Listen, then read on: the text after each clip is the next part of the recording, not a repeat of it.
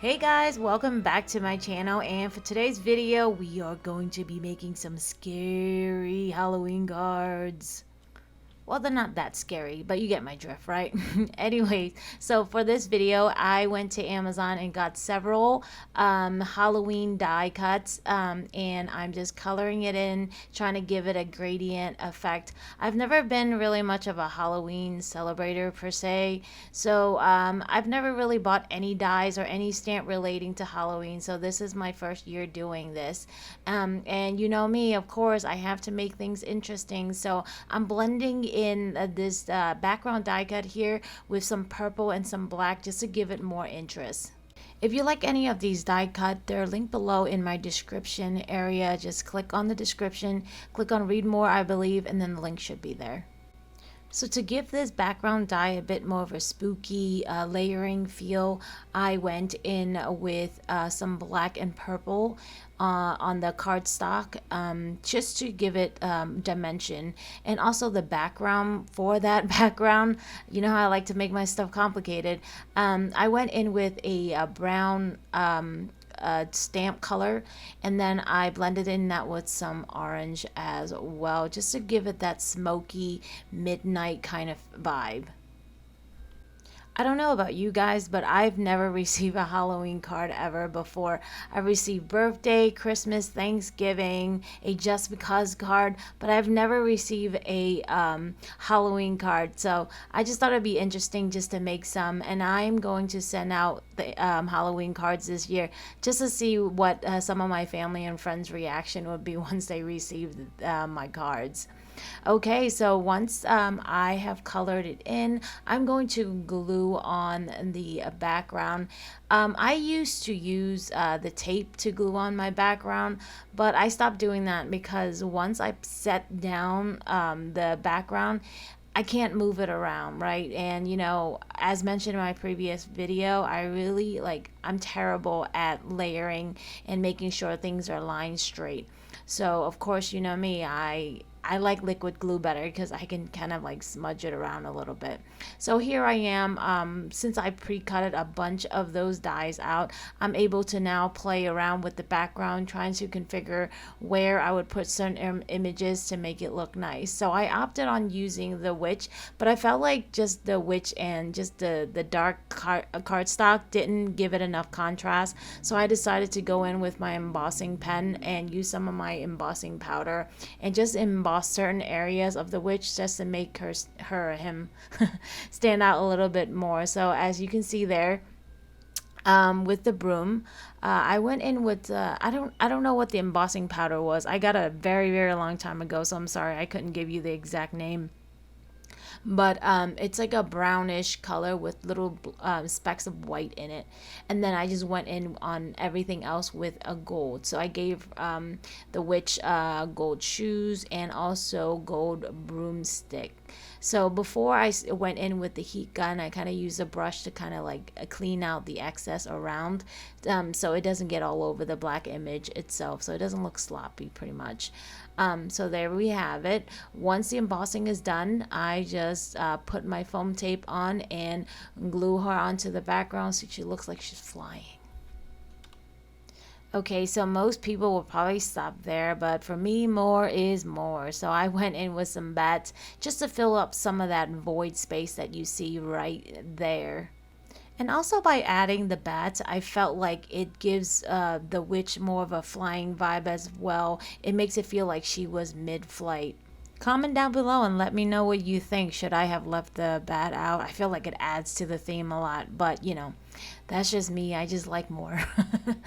Anyway, so after I did all that, I felt like the purple cardstock was just too bland. It just didn't give it that creepy vibe that I want. So then I went in with some black ink and trying to like shade it in so it'll blend with the black cardstock better. So it's not just black and then purple. There's kind of like a blending gradient effect. Once again, I went in with my foam tape and I am adhering this background to a black base. You know me, I love my foam tape. I feel like I use foam tape so much. It just adds so much to the card. And of course, I need my sparkle. So then I'm using my Wink of Stella dupe that I made from who knows when. And I basically colored in all the black area. So it gives it a little shimmering effect instead of just a straight flat look. Wink of Stella was all the craze couple of years back. So if you wanted to make this mixture, I made a video before doing this. So make sure you check my other videos for other content. Okay, so now it's time to put Sentiment on. And of course, I cut like 10 different copies of this Happy. So you're going to see me using this a lot. So of course, when you put on the foam tape, as I mentioned before, always make sure you put it on the area that's covered with the black leathering, or else you're going to see little specks of white poking through your vellum, and that's not a cute look. And there it is. All right, on to the next card. So in this card, I wanted to change it up. I wanted to create a card where the ghost was kind of peeking through an image. So then that die cut there that you saw, that was from a Lawn Fawn kit way back when. And basically all it does is it cuts a slit into the card itself. You put a quarter or a coin in the back. In this case, I use a penny. You place a piece of foam tape on the penny in that slit, and then you just put your image on, and voila, just like that, your image is now going to slide back and forth. So next I have to position the castle in front of the ghost so that the ghosts have a place to hide and then pop out when needed. In this case, my recommendation is when you're using foam tape for this image, make sure you double up on your foam tape, because if you don't double up on your foam tape, your image is going to get caught in the little detail of the castle itself. So as you can see here, that's what I'm doing. I'm basically double layering all of the foam tape to ensure that it's higher elevated so that the ghosts have enough clearance to go back and forth in that slit that you have made. Once you do that, go ahead and glue down your image. And in this case, since there's a slit, I try to use the same background color for the base of the card. And the reason for this is since it's a likeness in color, it's going to hide that slit that we have just made because it's fairly big. One word of advice though, in that one area that you have the slit, make sure you don't put tape there, because as you can see, it was peeking through. So yeah, there it is. Now you have your ghost sliding back and forth, and then now you're just adjusting the minor details, like where do you put the little images that you want to attach to your card. I played around with the idea of adding the witch to the card, but I feel like there wasn't enough space for the witch to be in there. So I opted in, of course, for the bats. That area in the right-hand corner, you can see there's a lot of empty void spaces, and I don't really like that for my cards because it looks like something was missing or it looked incomplete. So I went in and filled in some of the void spaces with these bats that I've used the baller to kind of like give it make the wings pop, so it looks like they're flying and not just laying flat on the card. And of course my friendly ghost is there looking very menacing. It's really interesting to see how many different looks that you can create with just one or two set of dies that you get. So don't ever feel like the need that you have to buy all these different dies that you see other people buy. It's just, you know, go at your own pace. Don't try to go buy all this crazy stuff and then end up being overwhelmed by it. Honestly, that's what happened to me in the beginning. That's why I stopped making cards as much, because I started buying, and then I got overwhelmed and then I just stopped.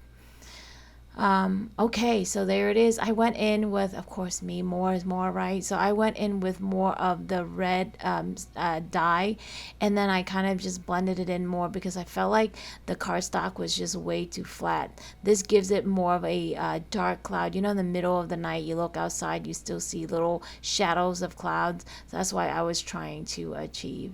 And there you have it. Since the background was a little plain, I decided to add an extra background to it just to make it pop a little bit more. Personally, I probably could have just stopped at the maroon background, but you know me, I always have to have some kind of pizzazz, something to pop it out more. So it's really a personal preference. You do whatever makes you happy with your card. I also got these sentiments with the shadow backing as well. I have been obsessed with these type of dies lately, and I was so happy to find them with Halloween sentiments. So of course I have to remove some of the bats just to fit the sentiment, but it was so cute that I thought Spooky was in there with a ghost popping out of a castle, right? So of course I have to go in with some of my foam tape so the verbiage can be like a little popped out of the card a little bit more, you know, matching in theme with the popping out of the ghost. And of course, we can't waste those bats, so I went back in and added them around the spooky sentiment. And I added another sentiment with Halloween on it because you know what? Why not? I had it laying around. Someone has to use it. And so there you have it, spooky ghost card. So that's how you will receive it. And if you kind of shake it to the right a little bit, the ghost jumps out at you. Were you scared? Okay, let's do it again. Okay, let's see if you're scared this time. And